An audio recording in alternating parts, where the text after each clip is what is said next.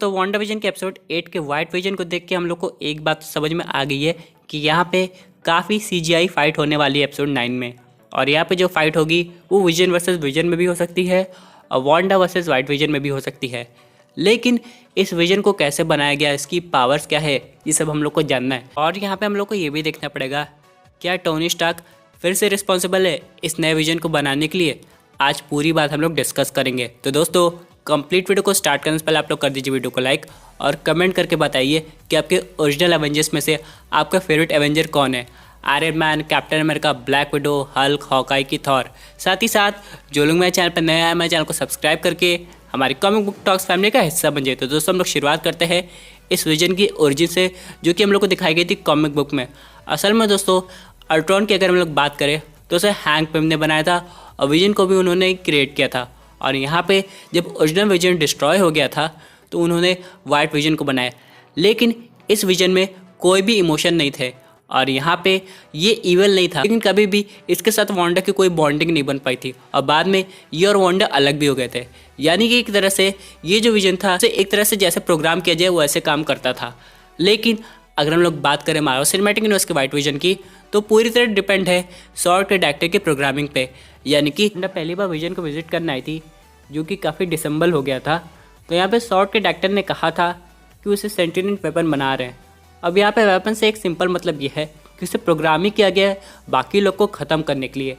अब लेकिन सबसे इम्पॉर्टेंट क्वेश्चन तब आएगा जब ये वाइट विजन वांडा की रियलिटी में एंटर करेगा तो इसका मॉलिक्यूलर स्ट्रक्चर चेंज हो सकता है कि नहीं।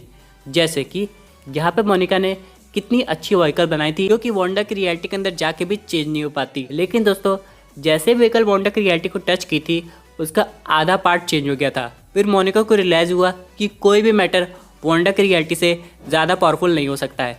और यही बात यहाँ पर हम लोग को वाइट विजन के केस में भी आती है कि वाइट विजन वांडा की रियलिटी में जाके ओरिजिनल विजन के रूप में आ जाएगा या फिर उसे ऐसे डिज़ाइन किया है जिससे उसके मॉलिक्यूलर स्ट्रक्चर में कोई असर नहीं पड़ेगा, यानी कि वो वांडा की रियलिटी के अंदर आराम से जा सकता है। लेकिन सबसे इम्पॉर्टेंट थ्योरी ये आ रही है जो कि फैंस की तरफ से आ रही है कि ये जो वाइट विजन है इसकी जो कॉन्शियसनेस है वो एक अल्ट्रॉन की है। क्योंकि दोस्तों जब भी कोई आर्टिफिशियल इंटेलिजेंस बनेगी उसमें कोई प्रोग्राम डाला जाएगा। जैसे कि अगर हम लोग बात करें एवेंजर्स एज ऑफ अल्ट्रॉन के समय की तो टोनी स्टार्क यहाँ पे अल्ट्रॉन क्रिएट करके अर्थ को बचाना चाहता था, लेकिन अल्ट्रॉन असल में इविल निकल गया। और यहाँ पे अल्ट्रॉन विजन की वाइब्रेनियम बॉडी इसलिए बनाता था ताकि वो उसके अंदर एंटर कर सके और उसे फिर ख़त्म करना मुश्किल हो जाएगा। और इसी तरह दोस्तों यहाँ पे फिर एवेंजर्स ने मिशन करके उस बॉडी को लाके जारविस के प्रोग्राम उसके अंदर इंसर्ट कर दी थी, जिसकी वजह से वहाँ पर हम लोग को नया विजन देखने को मिला। लेकिन अभी भी बहुत लोग का मानना है कि अल्ट्रॉन ख़त्म नहीं हुआ है और ये हिंट हम लोग को स्पाइडरमैन होमकमिंग में भी दिखाई दिया था। और यहाँ पे ये भी कहा जा रहा है कि वांडा विजन के कास्ट में यहाँ पे कोई एक्टर जो अल्ट्रॉन को रोल प्ले किए थे वो अल्ट्रॉन की वॉइस फिर से दे रहे हैं।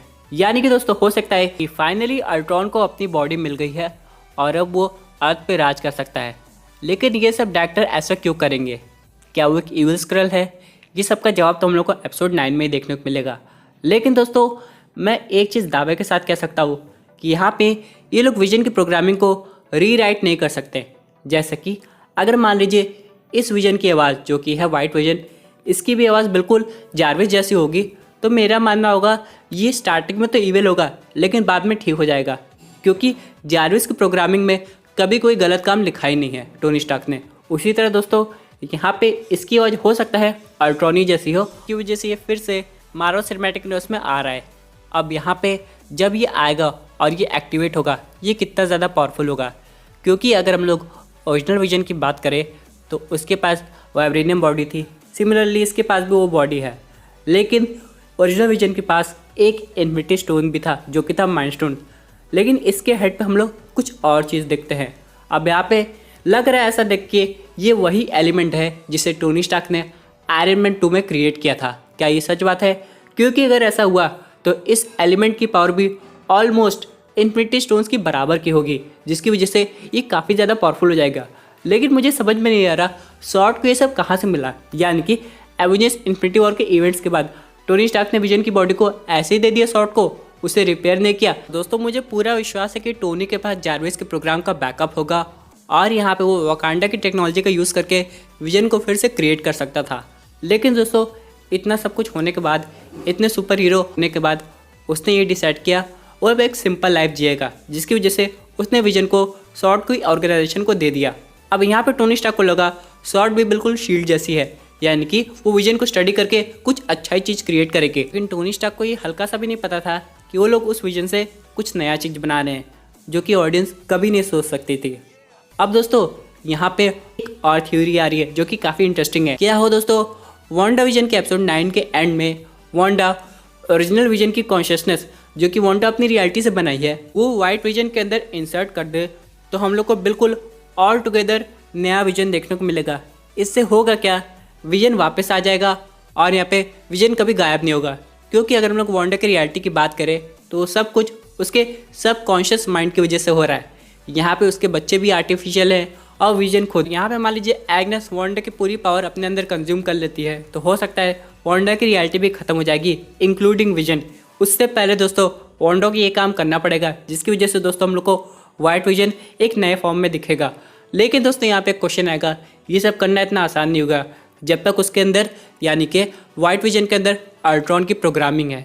क्योंकि दोस्तों अगर अल्ट्रॉन को इतना वेट करने के बाद अपनी मन चाही बॉडी मिली है तो उसे ऐसे किसी को नहीं दे देगा, चाहे वांडा जितनी भी पावरफुल हो। और यहाँ पे स्वॉर्ड के डायरेक्टर जो लॉन्चिंग की बात कर रहे थे ने एंड में वांडा की पावर से ही उसे फाइनली एक्टिवेट किया है। यानी दोस्तों कुछ ना कुछ तो कनेक्शन ज़रूर है, जिसकी वजह से हो सकता है वांडा की पावर उस पर काम ना करे। तो यहाँ पे एक क्वेश्चन आएगा कि अगर वाइट विजन और ओरिजिनल विजन में फाइट होगी तो इन दोनों में से कौन जीतेगा। तो दोस्तों मेरे हिसाब से तब भी यहाँ पे विजन आराम से जीत सकता है, क्योंकि अभी भी उसके पास इन्फिनिटी स्टोन है। भले वो स्टोन वांडा ने क्रिएट किया हो, लेकिन टोनी स्टार्क के एलिमेंट से काफ़ी ज़्यादा होती है और यहाँ पे वो उस पर हावी हो सकता है।